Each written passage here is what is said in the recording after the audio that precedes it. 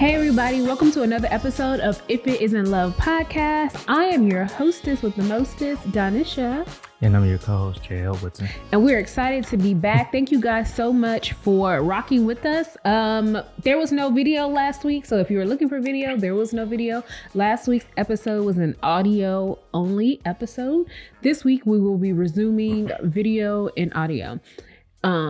So yeah, before we get into today and everything that we have to talk about, I just really want to thank everybody who has supported us thus far. And we really have an ask. We ask that if you like our podcast, if you like our YouTube channel, that you share, okay? Share the wealth. Sharing is caring. Go ahead and share this on whatever social media platform you have. If you watch us on YouTube, like it, subscribe to the channel, share it on your Facebook, the little clips. If you like the podcast, share it with a friend. Just send it in your group text. Send it to all your friends in a group chat and be like, hey guys, check out this podcast. It's pretty dope. We really want to be able to reach more people and get more ideas on topics that we can discuss. And so we're just trying to really expand our audience. And so we do that by our loyal followers that are already tapped in with us, that have already been with us through our first season and now into the second season. So that's it. Also, if you're not already, follow us on social media at If It Isn't Love Podcast on Facebook and Instagram, and on If It Isn't Love PO1 on Twitter. We got to do so much better about engaging on those social media sites. I'm working on it. Also trying to do my own social media and all the content. It's a lot. I still have a whole other job that I'm supposed to be doing that actually pays bills. So got to be mindful of that. How you doing, buddy?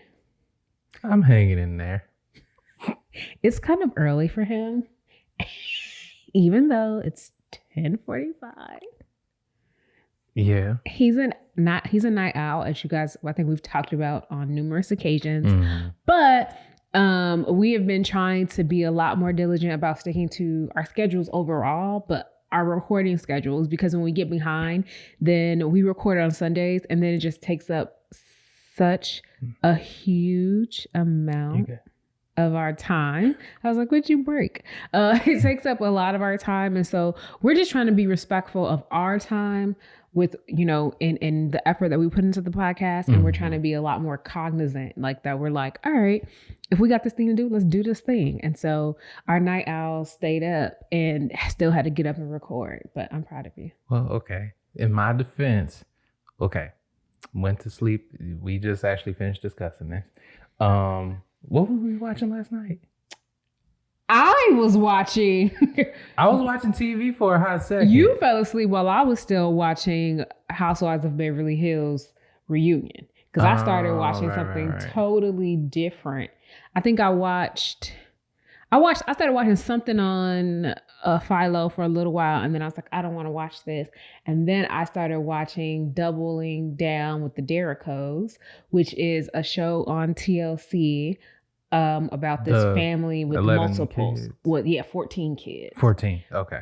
Which I love because it's a Black family. And so a lot of those families you see, and it's just, I like all those like John and Kate plus 8 and But I feel like this show should have so much more popularity because one, it's a Black family. So for me, but they have 14 children. Mm-hmm. That is 18. They have 14 children of 17 that 3 did not make it. All except she had 4 back-to-back pregnancies of multiples, all naturally conceived. She's never had an IVF treatment. So most people that you see who have multiples, that's because they had IVF and it gave them multiples. She hasn't had any of that. So she just naturally conceived. She had 1 child and then another child, and then she had 2 miscarriages, and then she had a set of twins. And they had a set of twins, and they said, we're going to try for one more baby. So they had 4. Tries for that? A lot of people.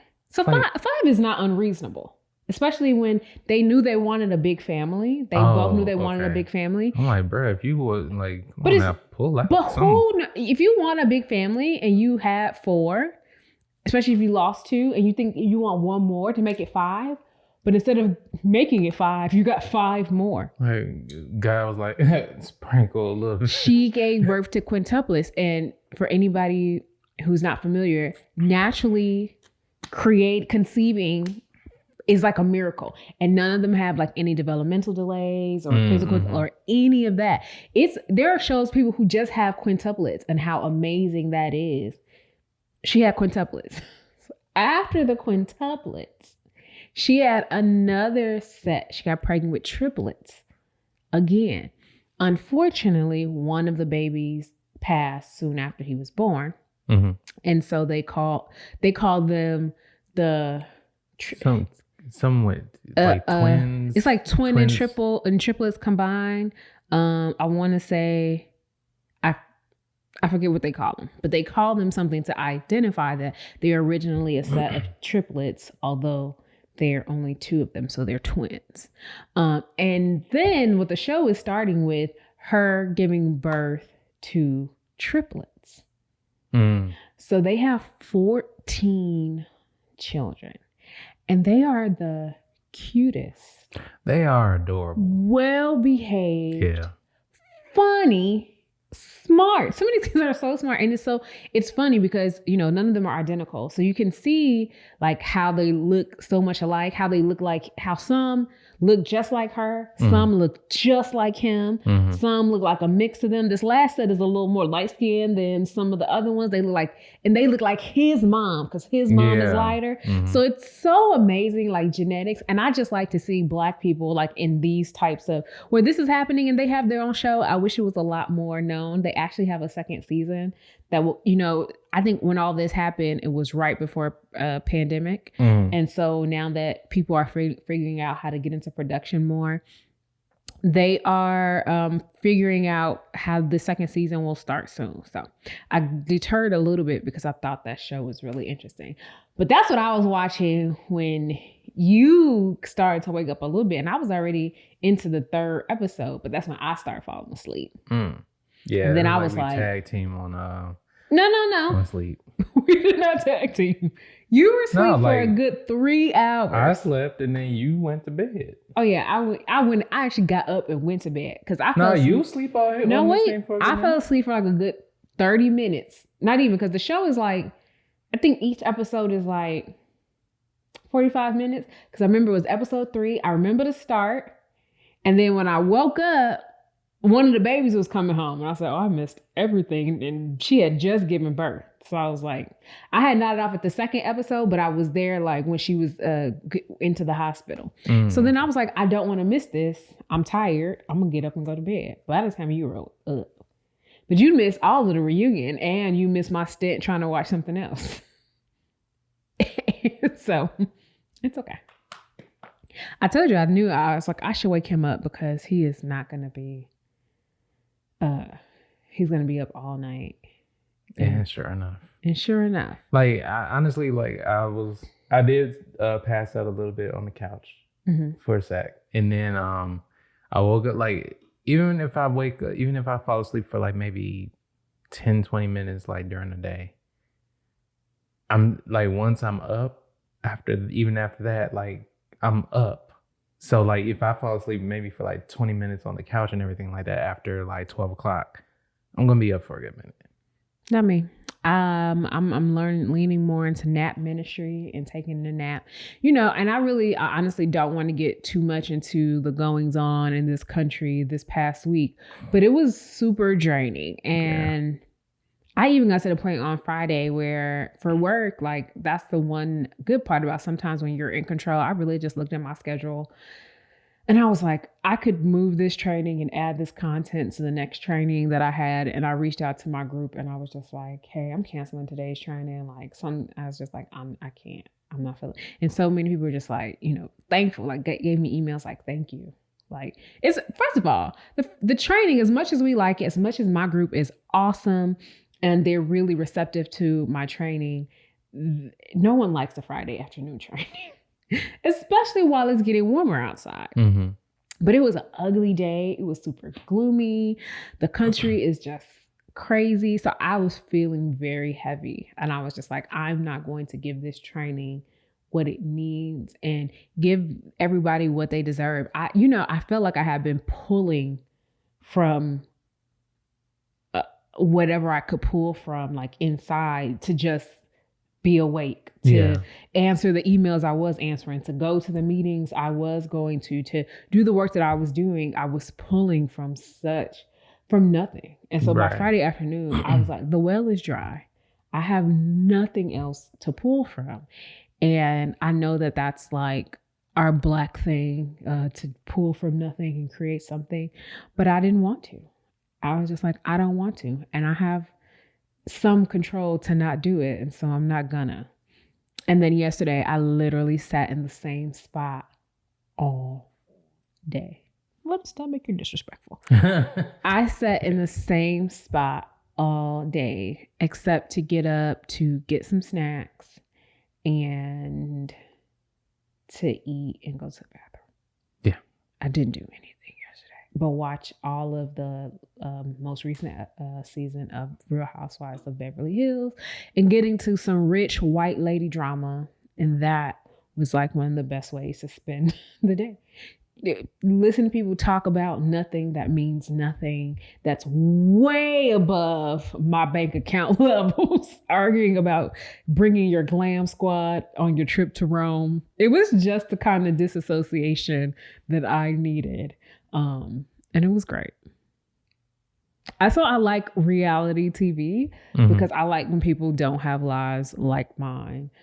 People, I can imagine, which, maybe that inspired my Versace look for today. Although this is Vernace.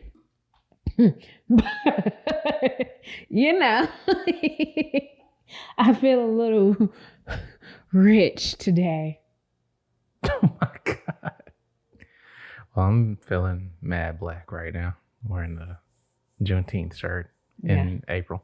But anyway, I'm like, they called for it. But anyway, that's just, not going to get into all that. Yeah.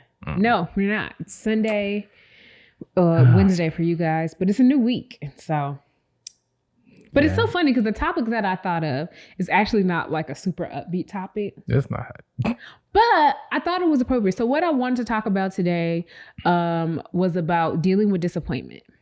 And at first I forgot. When I was prepping for it last night and this morning, I was like, why did I want to do this again? And then I remembered. Okay. Yeah. So this week I had an instance. So on top of the world, not even the world, in my personal and my professional life, I had an instance where I was really disappointed by something. And I like to think that, clearly everyone doesn't get everything that they want. And but people are more successful in other areas than they are in others. And I like to think that I'm fairly successful professionally. Could I be in a different space and could I have other things that I want professionally? Absolutely. Things that I'm working towards? Absolutely. But I think I'm doing fairly well. I know what I bring to the table. I know that there are a lot of things professionally that I'm just very adept to, that I do them well. And I was in a place where we have some different moves being made in my organization. And some of them are temporary, but temporary being a few years. And some of the adjustments called for people to just move into different places, i.e. promotions, right? Because even though it's temporary, it's for a few years, they'll get these promotions. And my leadership team, all of my colleagues shifted to a position that was a promotion for them, except me. Yeah. And it brought me to tears. And I have not been quiet about wanting to explore other opportunities outside of the current organization that I work at. I talked to my own boss about it, but it had more to do with wanting promotion and wanting more responsibility, wanting the money that comes with that, and not being satisfied anymore in my position. Not because I'm not good at it, but because I feel like I have given this position all that I can give it. Mm-hmm.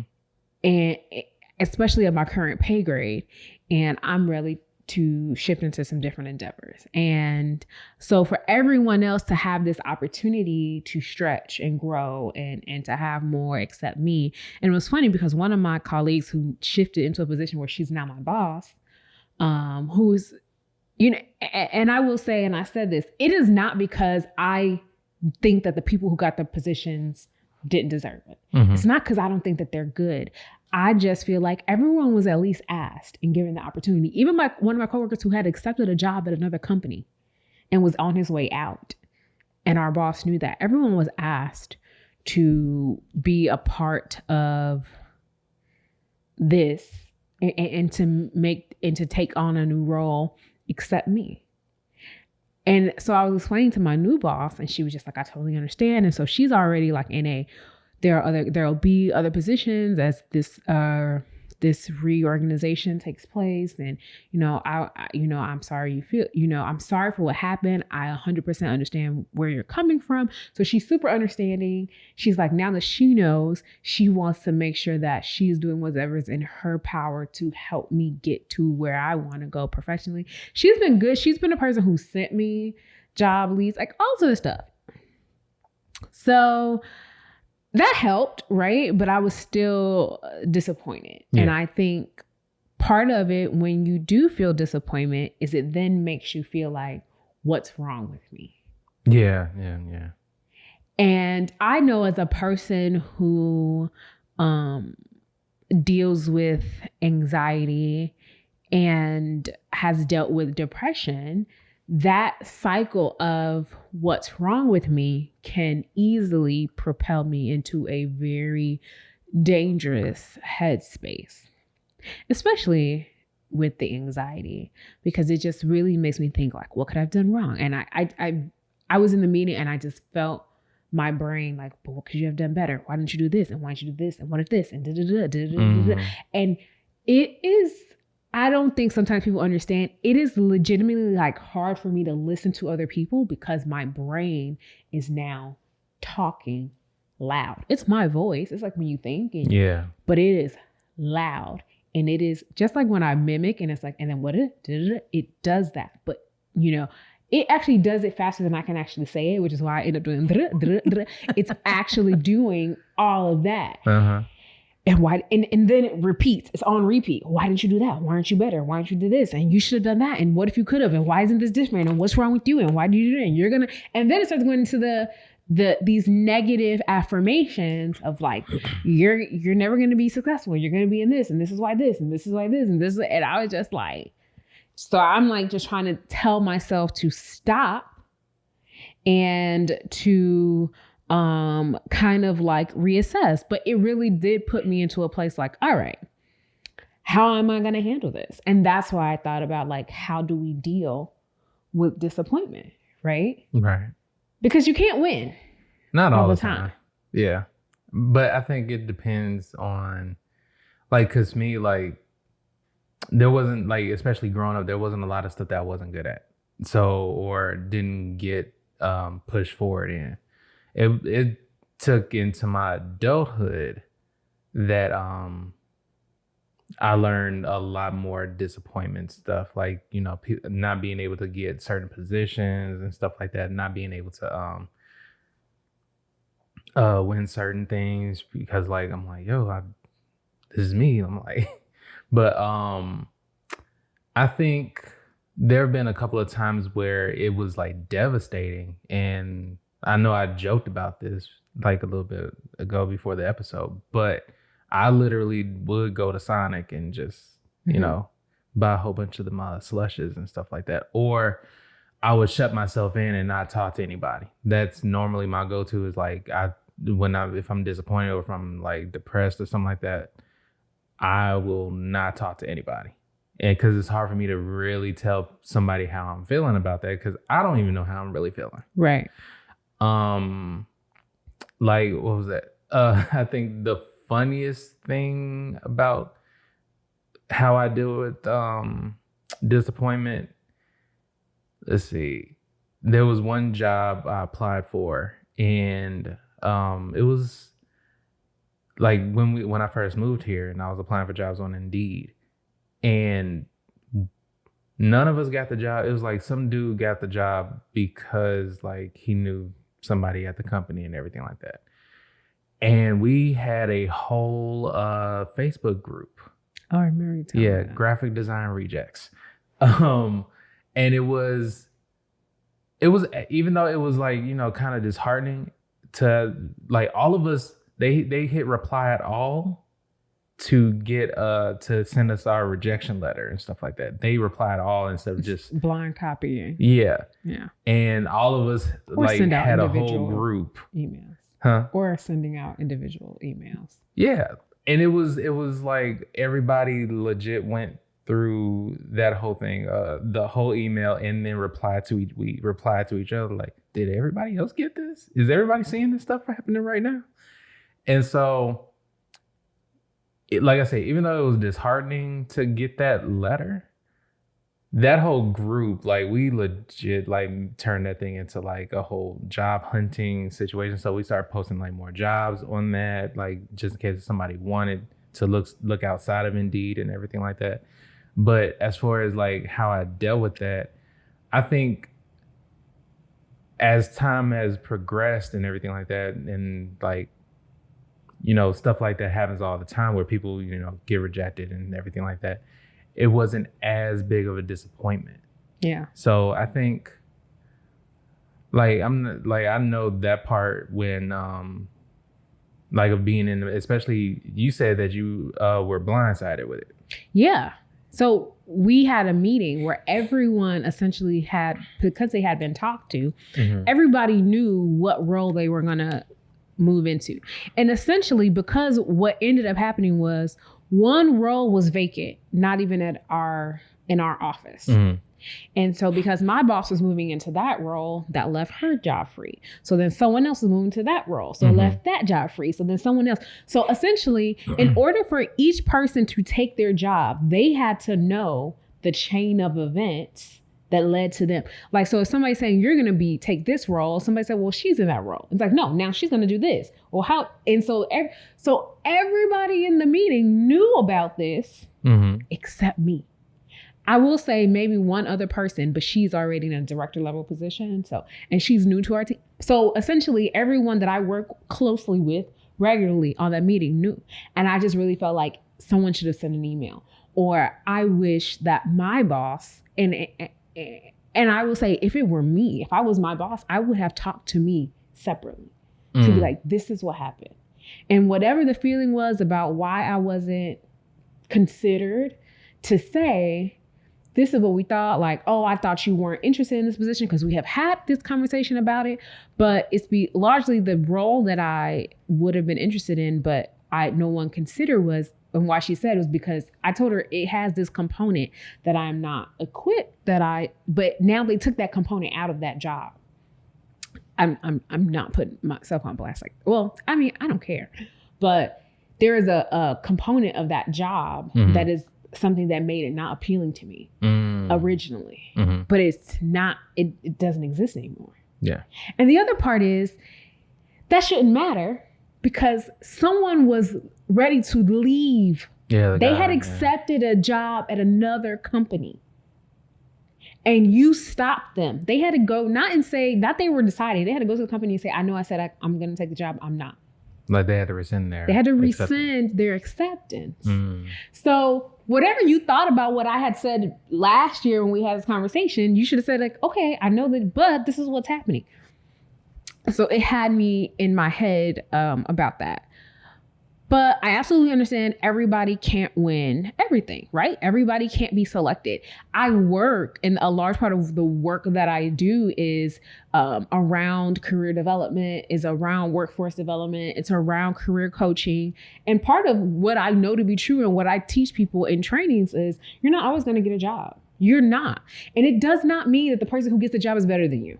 True. I teach this for a living. Yet I was still disappointed, right? I get it. And like I mentioned, it is not because I don't think that any of the other people are qualified. And essentially, had I gotten one of the jobs and they didn't, then it would be them in my shoes. So am I saying I wish it was them and not me? I mean, kind of. But you can't you can't have everything. And so I tell people all the time, like even in the instance that you were talking about, right? Like one of the number one ways people get jobs is networking. It is who you know. Oftentimes it is who you know. If you know someone I'm not saying it's always right. And can you get into a company where you don't know anyone? Like, absolutely. Yeah. But it is that much more powerful if you have someone to vouch for you. Yeah. And it depends on where our organization is. Sometimes we're in a place where we've had so much turnover and so much transition. You need people who are super familiar with your operations, with your company culture, with what you do, as opposed to bringing an outside person in. And sometimes you're like, we're in a run. We really need to shake things up. We need to bring someone from the outside who has a totally different perspective. Right. So there are aspects to a hiring process that, they're going to open it up in case they see somebody who is just a brilliant star who doesn't work at the company, but they can absolutely find someone. It depends on, again, where the company is and what they need. I feel you. I think like most of my disappointment is rooted in rejection. So like I've had like, full-time jobs where like in different industries, like I've been in healthcare, been in things like that. And then I switched over to like graphic design. There's a lot of rejection in that. Yeah. And I remember when I started applying for jobs, like just for book cover design, because I'm like, this is what I want to do with my life and everything like that.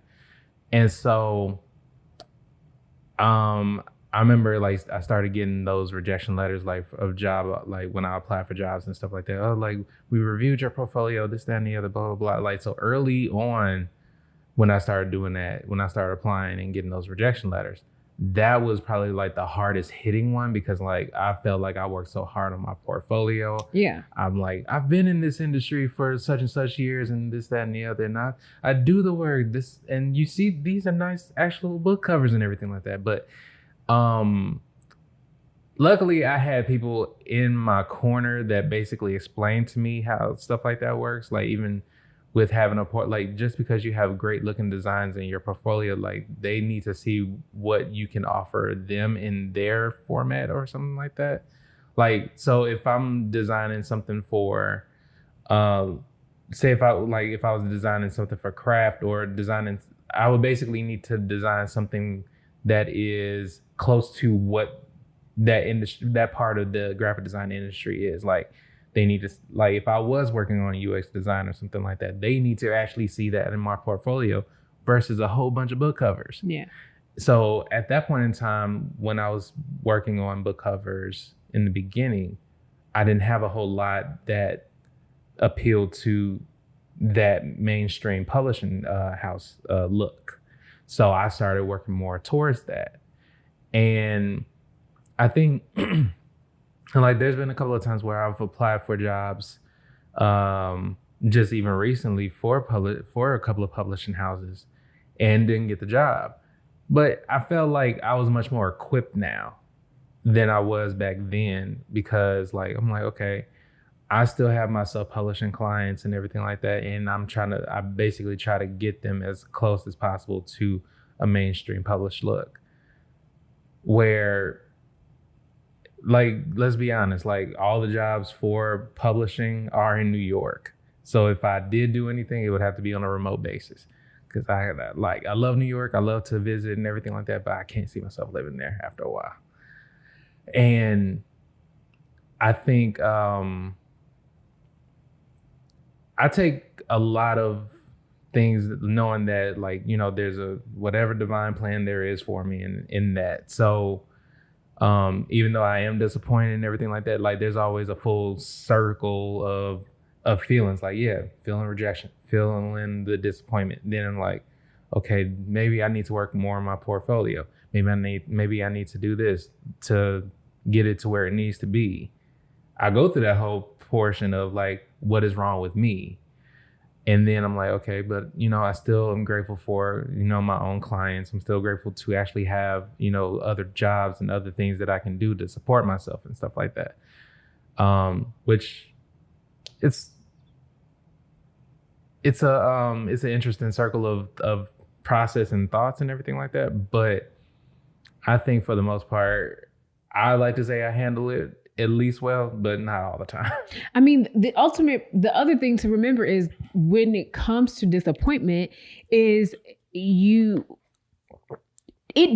sometimes you could have done all the things. Like we'll talk about some of the how to handle disappointment, and you did one of the steps that I was researching about, which was like kind of reassess. But sometimes you've done all that and you're in a space where you are a perfect fit on paper, in real life, and someone else gets chosen. Because sometimes, again, it depends on what someone is looking for.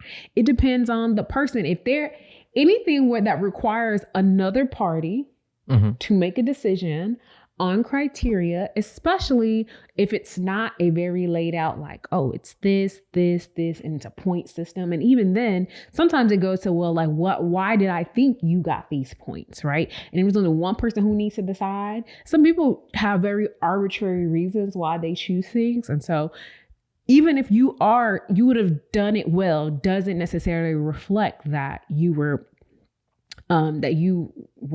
bad or you did something wrong. I think the most interesting one when it comes to like job search and all, and basically being employed, like I think the disheartening part is when they say you're not a good fit. Like that is in some ways like it does make you feel like you're less than a little bit. Right. And I mean, don't get me wrong, like there are certain jobs where I'm like, yeah, like I probably wouldn't be a good fit. Like there was a job that I applied for where it was much more like gun related and stuff like that, but they needed an in-house designer for their promotion and stuff like that, and pictures and all that good stuff.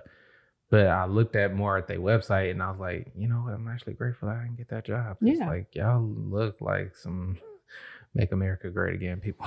Right. But that's what I'm saying. I mean, and I get that, but sometimes not a good fit just means like it may not feel good, but it makes sense. And there is a level of honesty in that I appreciate. It's like if you were dating somebody and it's like, this person's perfectly fine. They're just not for me. And we could try to make this work because we're two nice people, but we are not for each other. And so ultimately we could be in this relationship where we will just hurt one another later. Because we recognize that today we're not a good fit. In the beginning, like this isn't going to work. Like someone has this other thing that I'm not going to overlook, or, you know, or they're not going to overlook this thing about me. And it might not be a huge deal, but you know that it might be your deal breaker. And so it's just going to bother you. So why put ourselves in a situation where we're even trying that? But what I was researching that I thought was interesting about disappointment and why it hurts, why you feel that it is really, I'm going to just read a little bit. The pain in your brain after disappointment, and I got this from exploringyourmind.com. The pain in your brain after disappointment is real. Our brain processes such experiences as events that undermine our balance and well-being.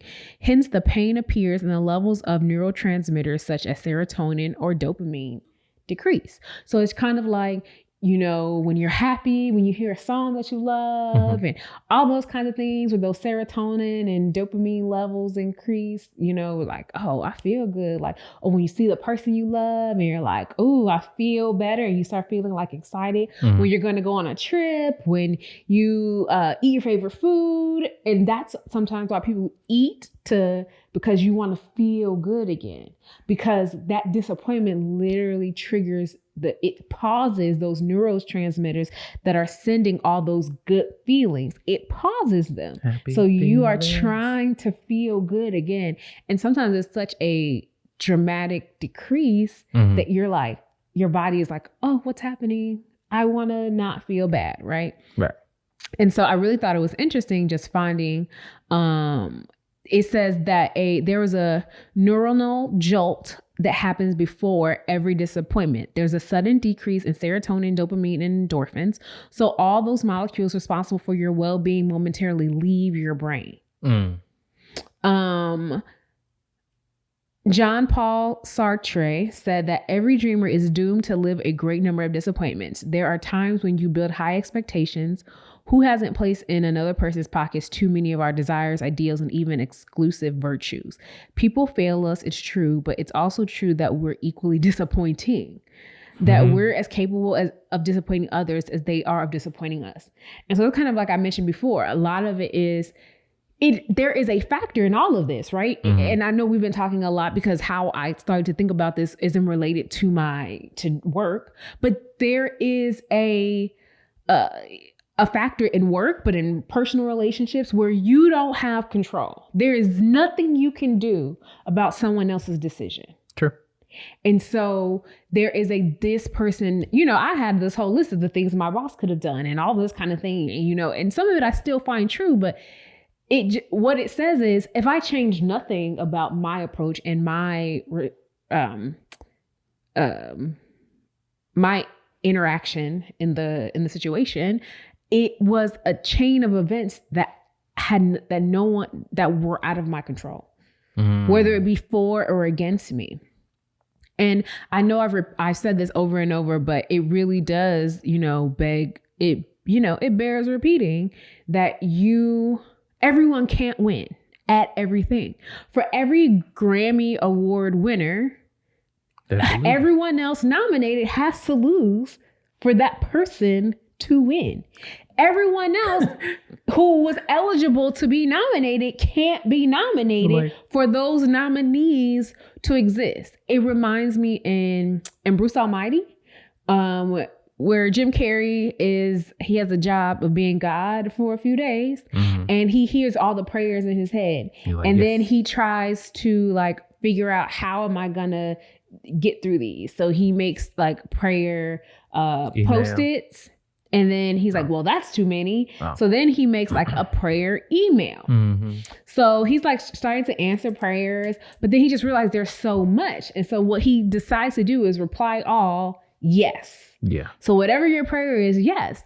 But what did that do? At the end of the day, everyone who'd asked for the lottery winnings, right? They won the lottery. And had to split. But if it's $50 million and you got to share it with, 50 million people, you only get $1. Right. I think they were like, all I got was $20. You should have got, because so many people had won that lottery because they asked and he just said yes to everybody. Right. So when we're on the receiving end when we're not being disappointed, right? When we are victorious over whatever the obstacle is, or we win the prize, then we're happy. And that's when we're getting those increased serotonin and things like that. So, and we live in a highly capitalistic society where it really... survival is oftentimes a win-lose thing. Now, do I think that needs to be in every aspect? No. Everyone should have access to good food. It shouldn't be that where oh, I'm happy because I eat and you're sad, you're disappointed because you're hungry. When it comes to basic needs, it shouldn't be that way. But I think that we definitely live in a society where me winning often reflects that someone else lost. Yeah. At this, but we also have to realize it just means you lost at this thing. It does not mean there are not other things for you to win at. You didn't get this there. And in my process, I had to remind myself, there have been tons of jobs that I did not get, that I was sad that I did not get, but I got a job that was better. I also am still in a place in my life, but I've never interviewed for a job where I got to the point where I'm lying. One time. This is the first time in my life when I, probably a job that I applied to maybe a year and a half ago, at my current organization, was the first time I made it to the final round of a job that I didn't get.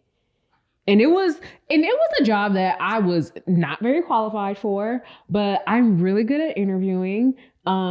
And I at least got to the second interview. It was between me and one other person, which to me is still fairly impressive. And I was like disappointed that I didn't get it, but I was okay. Yeah.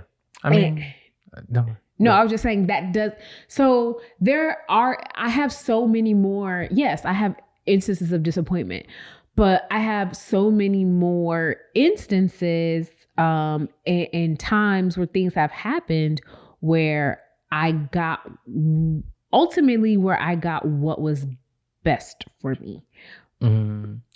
Irrespective of, I was sad about it, but I think even like now when it comes to like what I do with my graphic design, because like granted, like I have a decent job, it's okay and everything like that, but at the same time I'm much more focused on like my my graphic design clients and everything like that, and especially book covers and all that good stuff.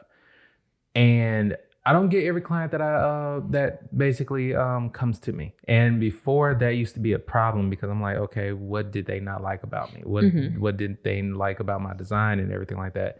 I thought like the conversation went very well, and it's like, no, we're gonna go someplace else and everything. And I used to take that very hard. I'm like, well, why? Like, I need to know why this, that, and I'm like, nah, because like normally, based on what I've seen, it's the whole not a good fit thing. And more than likely, it's not going to be like, if I'm over here trying to force it, I'm going to regret it. Or I would be that person to try to get the client and offer them a discount and everything like that. And I'm like, offering them a discount is like basically doing a disservice to myself. And I'm like, what's the guy's name? Chris Doe. Like when he had a conversation with us about like basically nightmare clients or people who are potential clients and everything like that. He put it into perspective. Like even though that is a potential client, that is a client you never had. Or they will always come back to you like, well, you just lost out on some business. I'm like, but how did I lose out on business that wasn't mine? Like how? And he put that into perspective for me. I'm like, you know what? You're right on that, because I'm like, they weren't my client to begin with and everything like that. And if I try to force it, I'm going to be disappointed in myself and I'm going to reject it. Like I'm going to resent the whole project because like, one, I'm over here giving them a discount that's way less than my worth. And I've actually gone through that. And it's like, I was ready for the project to be over with. So whenever it comes to like a client or a potential client that hits me with those lines and everything like that, by saying I'm too expensive, by saying things like, well, we're going to go with someplace else that's cheaper, we're going to go to Fiverr and everything like that. I'm like, okay, you'll go ahead, have at it. I wish you well. I wish you the best. I don't get disappointed about that stuff anymore because I'm like, it's literally like beating a dead horse all the time when you're trying to like convince somebody. Like I understand like this is technically almost a sales job, but at the same time, I can't argue, my design process and everything that you're going to get with me versus like there are some pretty decent designers on Fiverr and everything like that, but their process for giving you your quality product is a little bit different than what you're going to get with somebody who has basically immersed themselves into this stuff. Yeah. So, I mean, I think it may not be the healthiest way of dealing with that, but I learned to not be disappointed about stuff like that. I mean, ultimately, everybody's not going to be for you, and that is okay. Being okay with the fact that is the way it is. When I was doing makeup, I would tell people all the time. The other part is understanding it from when you're dealing with consumers and things like that, to understand as a consumer of some things are out of my budget for the thing. And I have stopped. Really doing business has taught me to stop doing it as a consumer. So when I think something is too expensive for me, I change where I shop. It is nothing personal to you. If I think your thing is too expensive, it is too expensive for me. And I don't find value in that thing. I don't find the kind of value that you find in that thing. It's not to say that it's not worth that. Right. Now, there are some things I think that are just not worth it when you think about what the product is, what the materials cost, and what the labor is. And it's just like, well, I'm not paying that money for that, right? I'm not going to pay $500 for a t-shirt made of cotton. Like, I'm not going to do that. Okay, I don't care whose label you put it on. That's me. There are other people who think differently, and that's okay. That means that there is a market for that thing. We talk about the negatives of living in a capitalist society. That's one of the beauties of living in a capitalist society. You can find your market. So I don't spend a lot of time trying to convince people who, now, if it's just that you have a misconception about what I do and I feel like this would be a good fit for you, but I do feel like sometimes it's like, well, you know what? This thing will be better for you because it's not within your budget. You can't afford me. And that is okay. It's okay. I had a friend when I pretty much retired from makeup, but a few people can pull me out of retirement. I had a friend, I laid out my price. She was just like, oh, I can only afford this amount of you. Okay. So I did what she could afford. Like, she couldn't afford to keep me for the day like she wanted. So I did the work that she could afford me for. And then I went home. And it was okay. So so she has said, oh, it's too expensive for me. That's what she said. She's like, I like to pay people's rate. And it's the same thing. Like, I don't go, she sells clothes. I don't, unless she has a sale that she advertises and I buy something on sale, I don't ask her to give me things for free or for on sale because we're friends. You know what I'm saying? I pay for the things that I want to purchase from her. Yeah. And so I think that that's, one thing I will say from a professional perspective, I've often interviewed people and I've wanted to tell them why we decided not to choose them, because sometimes I do think that there are things in how they're interviewing. And if we're deciding like, oh, we're not going to interview you because of this thing on your resume and just a part of what I do, then I really want to tell the people like, yeah, this is what stops you from moving on. Or I had a girl who was talking like a baby, like really condescending in her, and I don't think she was doing it on purpose, but in her interview, she was just like, so I think that'll be a great, and it was just so strange. And almost everybody on the interview panel was having such a hard time not laughing. And I just really wanted to tell her, I wish she had asked, like, hey, why didn't, because I'd have been like, I don't know if you realize you're doing this, and it's coming off. Just because sometimes there are things that, I'm not saying they would have gotten the job, but it's like, this is what put you out of the running. This is why we did not consider you. And sometimes in this last round of interviews we had for a position, we had an internal candidate and an external candidate, both really good. And it's literally because of where we are and we're having so much turnover in our teams that we started to think about, well, if we hired her and she's really good and she knows all this background stuff, that this person, we'd have to teach them. And there was a space in time where I honestly say, if she had interviewed when we were trying to fill another position a few months prior, she would have been hired, because she at that time was better than the other candidates, even the candidate that we hired for it. But when we're at a place where we had another person leave the team and another person leave the team, and we are already short-staffed, we were in a whole different space in terms of what we needed. So it had zero to do with whether or not she was great for the position. She would have, but she would have been great if we had been hired for this position a few months ago. If she had applied when we did this back in October, she would have gotten the job. But when we had different needs for our organization and for our department, it wasn't a good fit. So I wanted to, before we left, talk about some things that in terms of how you deal with disappointment. So I was looking at Psychology Today, and I actually found a few different articles that pretty much mimic this thought.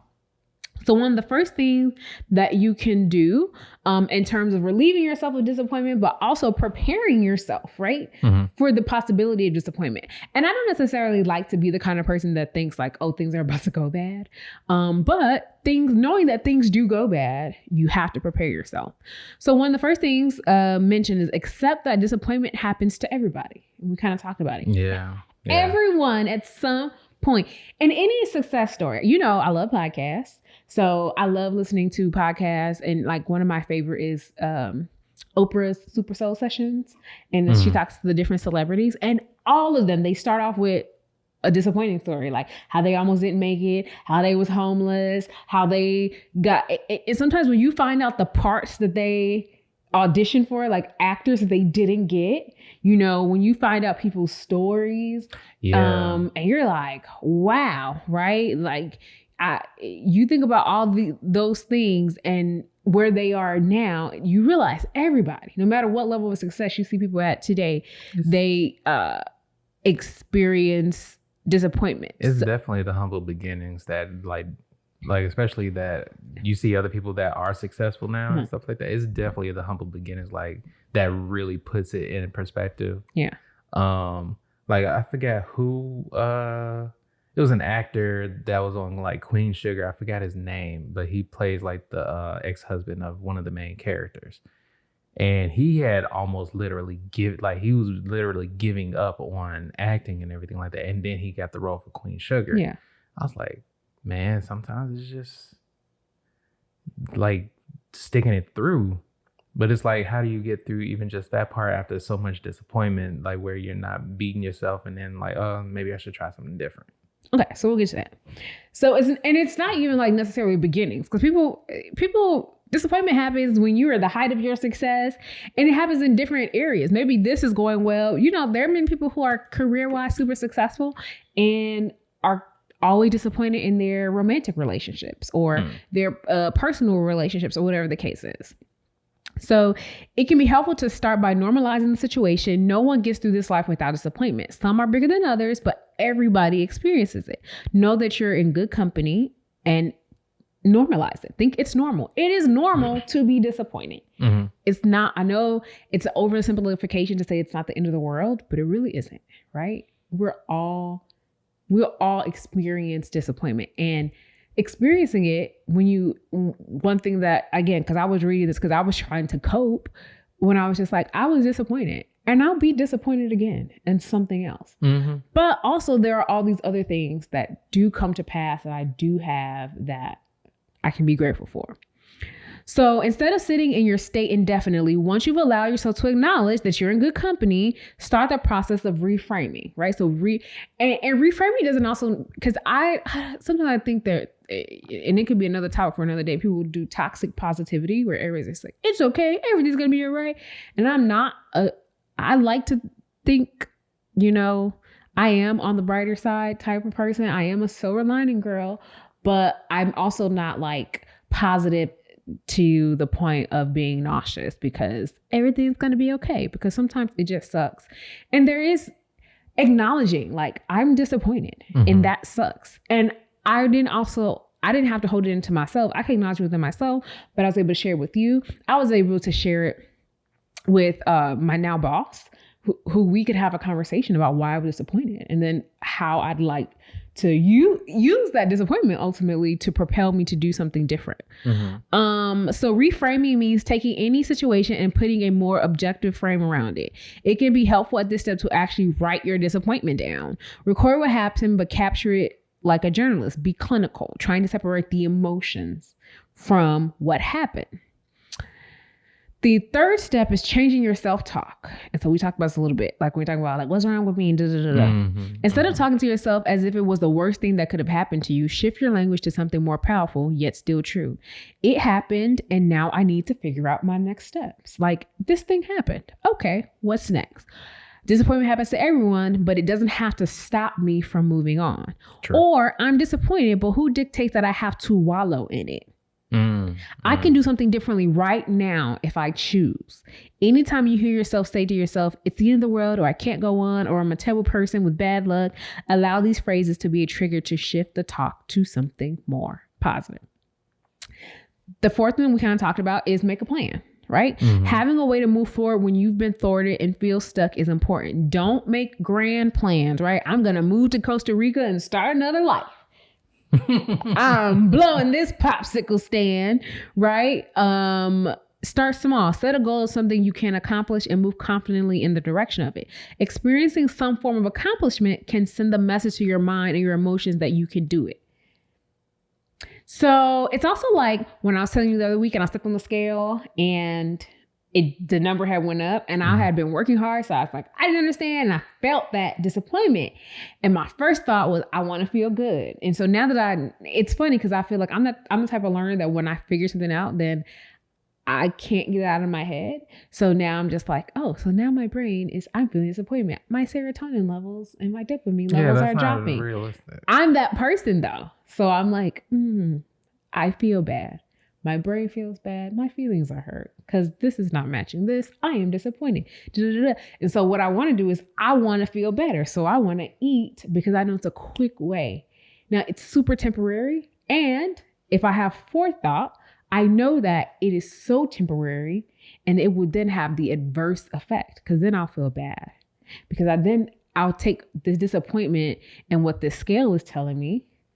I'll eat it, feel good momentarily, literally only while I'm chewing, and then go immediately back into disappointment stage because now I'm disappointed in myself because I totally controlled that and I decided to not. And it has zero to do with, oh, I deserve a treat or, okay, it's just being reactionary. Yeah. And so I really think it's important to have these conversations where you're preparing. I work with a team. I've worked with a team before at my job where we talked about doing self-care plans. And a lot of times we think of self-care as like, oh, I'm going to get a facial and a pedicure and all that. And those are forms of self-care, but really creating plans so that some of the actions on your self-care plan are proactive. These are things that I need to do. But you also have on your self-care plan things that you need to happen when you are already in a state where you've worked past the need, when you've worked to the point where you need emergency self-care, right? Like if you're anxious, having people in your life who know how to help ground you, right? So it's always really important to me that people who are really close to me know what to do when I have an anxiety attack. And so I can only communicate that though when I'm not having an anxiety attack. So I've had to tell you that before I actually have one. This is what happens. This is what I'm going to need. This is what it is. So when it happens, you know what to do. And it was trial and error because I first had a panic attack and I thought I was having a whole heart attack. And I was so scared. I was in college and I had to have it happen a few times before I realized what it was. And I had a conversation with the doctor about what it was. And then we talked about how to plan for it. So then I got to a point where when people were in my life, I could tell them. And sometimes like it happened to me when I was at work. And luckily I had a counseling team there who knew what to do. So I didn't have to tell them anything about me specifically, but they were counselors, they're professional counselors. And even though I wasn't their normal clientele, they were my coworkers, they were able to help me. See, I think that's one of the things that I lacked even early on when I remember I was fired from it was like either fired, like technically laid off, but it felt like I was being fired from Baptist Hospital. And I ain't never been fired before. Like never.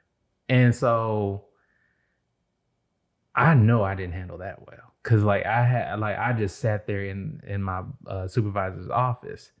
It was my supervisor's supervisor that actually did that let me go because she was on vacation and everything. And I can look back at it now because of the fact, like, one, I did not like being in that job anyway. But it was more so the fact, like, okay, how am I supposed to survive? How am I supposed to support myself and things of that sort? Because that was right around when like the recession was happening, like back when Bush was president, and it was really like I ended up walking home from Baptist Hospital all the way to the apartment I was, which was like, that was a good 2-hour walk. And I just like, I could not focus. Like I could not really believe like they just let me go and stuff like that. And I'm like, I really wish I did have somebody to talk me through that. And okay, this is you can feel how you feel about this, like, but you need to move forward and everything like that. I wish like there were like people who really focused on mental health back then, because like that wasn't really a thing. Like there weren't really counseling services that were really available, like even in a hospital, unless it was for a patient and everything like that. I think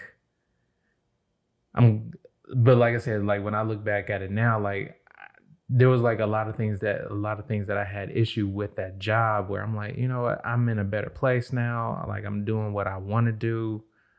I'm actually in the industry that I love being in and everything like that.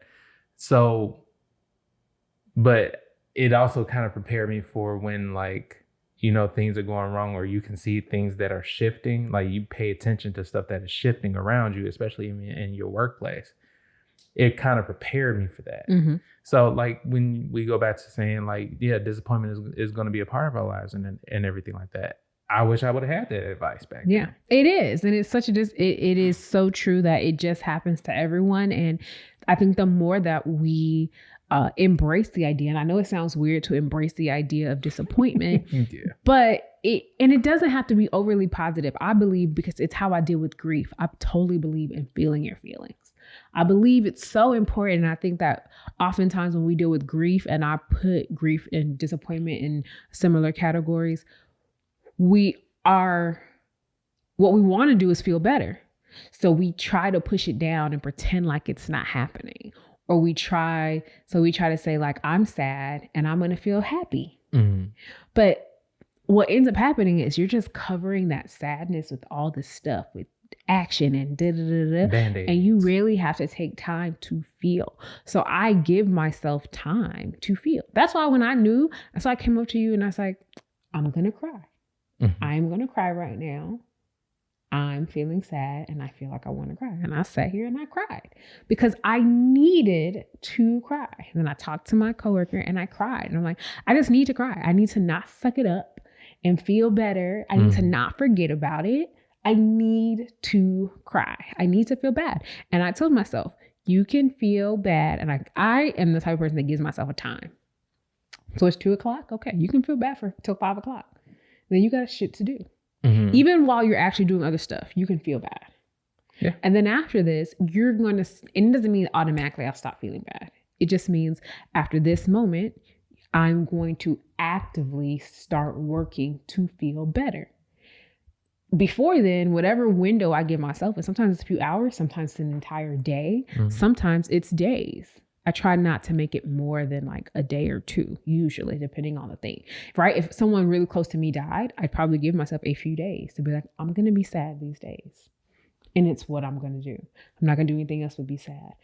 But after that, after I felt all my feelings and cried and yelled and whatever, then it doesn't mean that I'm going to stop feeling sad automatically or that I'm going to just feel better about it. But it does mean that I am now going to actively work and start doing those steps.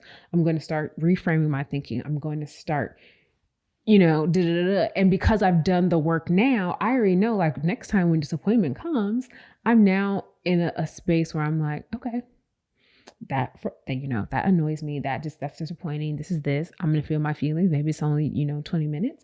All right. Now, this is how I'm going to reframe my thinking. This is how I'm going to make that adjustment.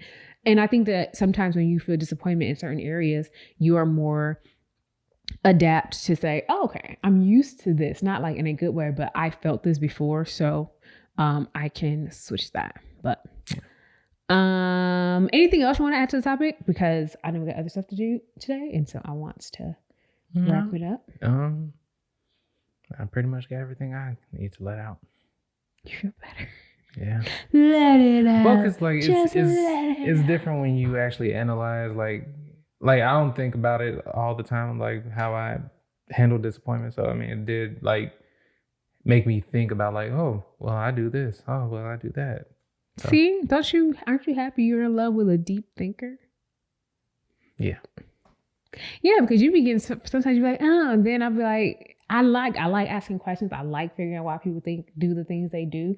Even though I'm not a parent, I really want to keep some of these things in my mind so that I can make sure that I want to be that kind of parent, right? Like sometimes I want to be old school, but I also want to be the kind of parent that's like, why do you feel this way? Like, I want to ask, why do you feel this way? Why do you feel like you need to do this? And so like, I want to be in a healthier headspace, and I want, us to be in a healthier headspace, so we can always just be like, okay, you're acting like this is different, so what are you feeling? So, oh, you're feeling disappointment? Okay, let's talk about it. How long do you want it? I want my kids to feel like, to be emotionally mature. That's so important to me. Everybody can be smart but so many people lack emotionally intelligence. Mm-hmm. And it's really important for me that, and it's why, I do this with my friends too. I try to ask these questions. People like, usually, with your friend be like, bitch, I didn't even think about it like that. But I like that. Don't. So. I want people to be like, so we think about, and we just relate to one another a lot better, because we're like, oh, I feel it this way, and it got nothing to do with you. So let me not take it out on you. Let me feel my feelings over here and deal with it, so that then I can have better relationship with you. I just want us to all have high emotional intelligence. I can take that. All right, guys. Thank you again for joining us for another episode of If It Isn't Love podcast. Again, if you're not following us on social media, what are you waiting for? What are you waiting for? It spins in a circle. What are you waiting for? You know that reference? You know that reference, right? It's some kid movie, right? No, it's a scary movie. Scary movie? No. Who? It's Scream. Or I Know What You Did Last Summer. I didn't really watch it. Or I Know What You Did Last Summer. Yeah. When she's in the middle of the street. What are you waiting for? Circle. What are you waiting for? It's Final Destination. No, it's not Final Destination. Sure. Yes. It's either Neve Campbell's character, which means it's Scream, or Jennifer's Love Hewitt, meaning it's I Know What You Did. Jennifer Love Hewitt, meaning it's I Know What You Did Last Summer. So it's one of the two of them who did that, and they were in the middle of the street. And I really want to say it's Neve Campbell, and I'll look it up after this. But if you're not following us already, make sure that you follow us on social media at If It Isn't Love Podcast on Facebook and Instagram, If It Isn't Love PO1 on Twitter. Oh, and If It Isn't Love Podcast on YouTube if you're watching this, but you already know that. Yeah. Until next week, peace and hair grease. Goes with black. Oh, hair grease. Anyway. It's all because of